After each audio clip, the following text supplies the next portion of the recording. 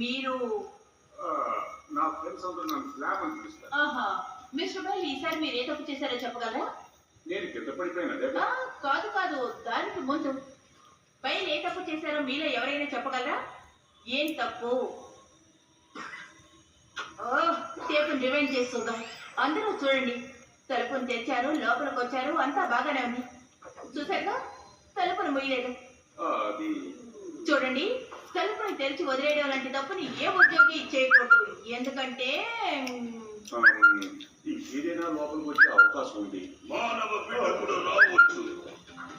Mister Manju's, మానవ బిడ్డ కన్నా దారుణమైంది, ప్రమాదకరమైంది. మరొకటి లేదు, ముట్టుకుంటేనే చనిపోతాం. ఓపెన్ గా వదిలేయడం వల్ల ఓ బిడ్డ ఈ ఫ్యాక్టరీలోకి రావచ్చు, ఈ మాన్స్టర్స్ ప్రపంచంలోకి రావచ్చు. మీరు అక్కడికి వెళ్ళాల్సిందే, ఎందుకంటే మనకి ఇది కావాలి కనుక.